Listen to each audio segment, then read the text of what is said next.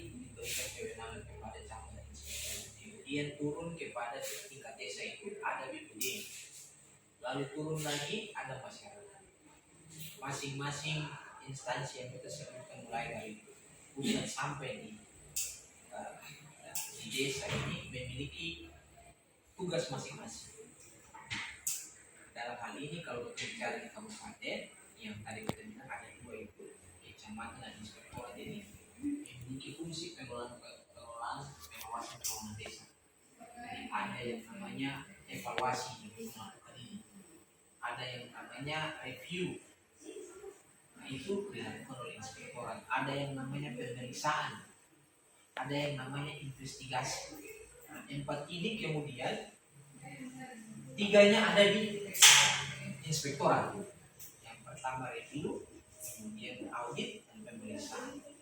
Yang ada di kecamatan ini hanya evaluasi. Kenapa sampai tiga itu kemudian ada di inspektorat? Karena di kantor kecamatan ini tidak ada auditor. Jadi yang punya hak untuk melakukan pemeriksaan terhadap sebuah kegiatan, sebuah pembangunan fisik, dan juga melakukan penilaian terhadap bukti-bukti yang dinamakan review hanya di inspektorat. Karena inspektorat itu ada auditor.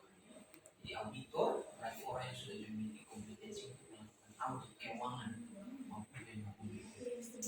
Kalau di kecamatan ini ketum melakukan apa yang namanya dengan evaluasi. Evaluasi ini juga ada tiga yang dilakukan di kecamatan. Yang pertama evaluasi terhadap RAPBDes.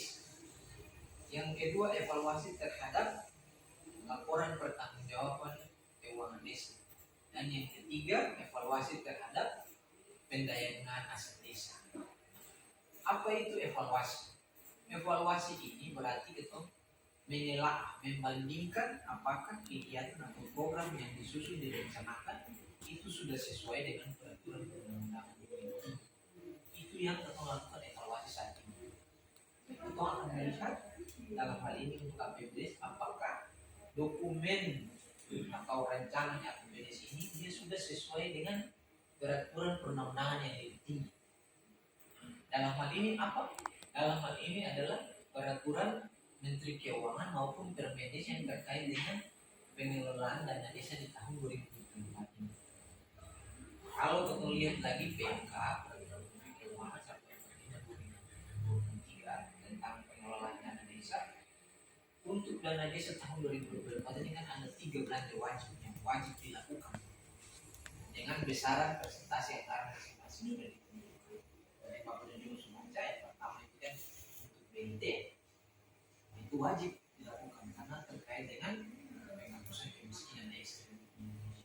BLT dengan pagu maksimal 20% itu masih ada dilakukan lewat transaksi. Kemudian ada lagi ketahanan pangan, program ketahanan pangan kebatinan hewani yang mana pagunya adalah minimal 20%. Dan juga program yang ketiga yang wajib dilakukan adalah penanganan stunting. Stunting ini memang tidak ada persentasinya karena disesuaikan dengan desa masing-masing. Ada desa yang memang jumlah stuntingnya banyak, ada yang memang tidak kurang. Jadi tidak ada persentase untuk stunting ini antaranya berapa, tapi wajib dimasukkan di dalam dokumen. Karena ini program nasional yang memang pusat harapkan juga dapat dilakukan. Nah ini yang memang menjadi fokus kecamatan yang evaluasi untuk membandingkan apakah dokumen ini kemudian sudah sesuai dengan peraturan perundang-undangan mengenai APBD. Misalnya tadi sudah ada belanja untuk BLT yang pagunya tidak lebih dari 25%. Sudah dimasukkan juga belanja ketahanan pangan yang pagunya tidak kurang dari 20%. Nah, sudah ada juga kegiatan di sana. Itu yang perlu evaluasi. Kemudian ada juga yang seperti tahun kemarin ada operasional pemerintah desa yang bersumber dari dana desa yang mana tidak boleh lebih dari 3%.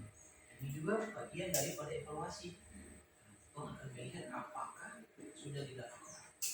Kalau kita beda lebih jauh lagi, APBDes ini kan ada 3 bagian saja. 3. Yang pertama pendapatan, belanja, kemudian pembiayaan.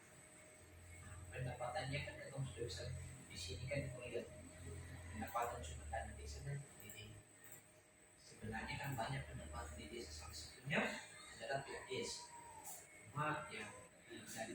desa di kecamatan Pulau Abu ini, satu yang kemarin laporan dari pendamping desa itu hanya pulau yang sudah boleh ada PADS walaupun sedikit, tapi sudah boleh ada dari hasil budesnya itu sudah bisa masuk di dalam badan tubuh.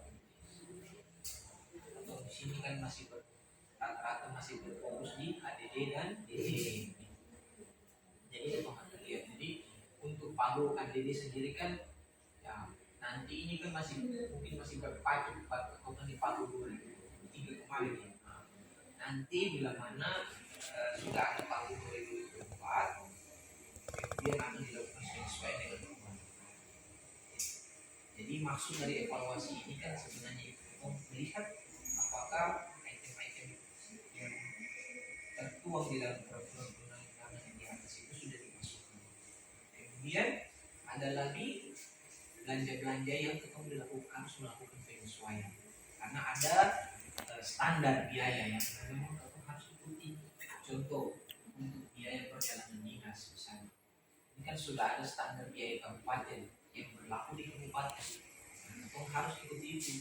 Karena kalau tidak tetap ikuti, masing-masing desa ikut maunya saja sudah hancur, sudah ada yang perjalanan dinas sekian, maka itu ada standar.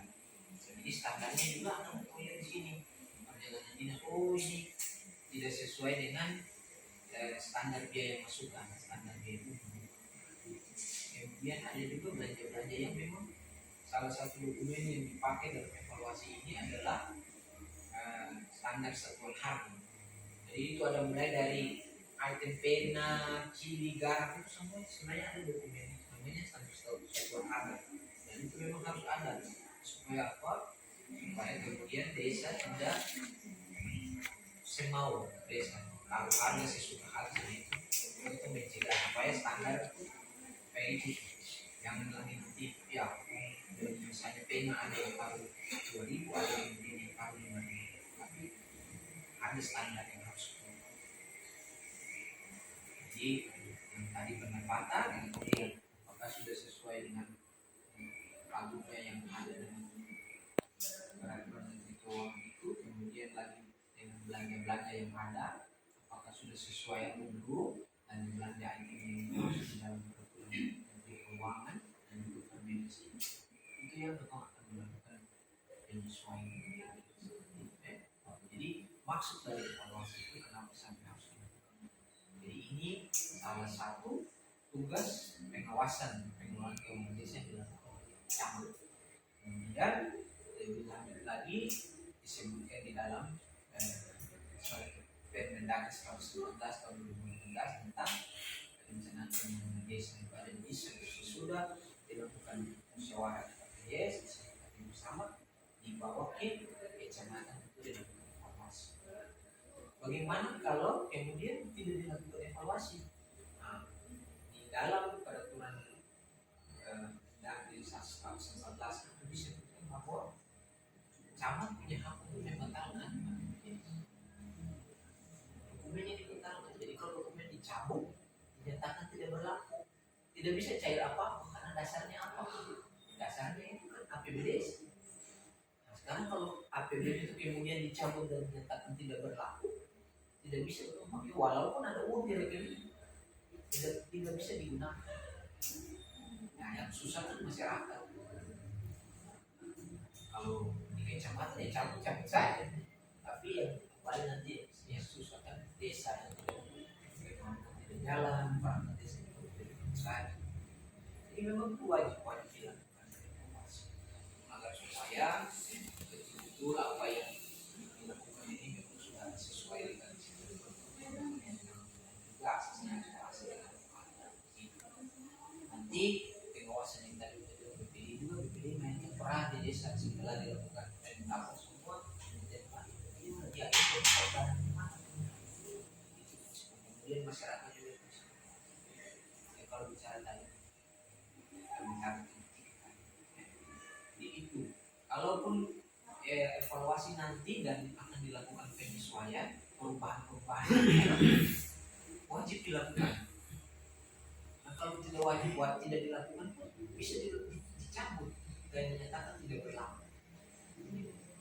Yang evaluasi awasi lalu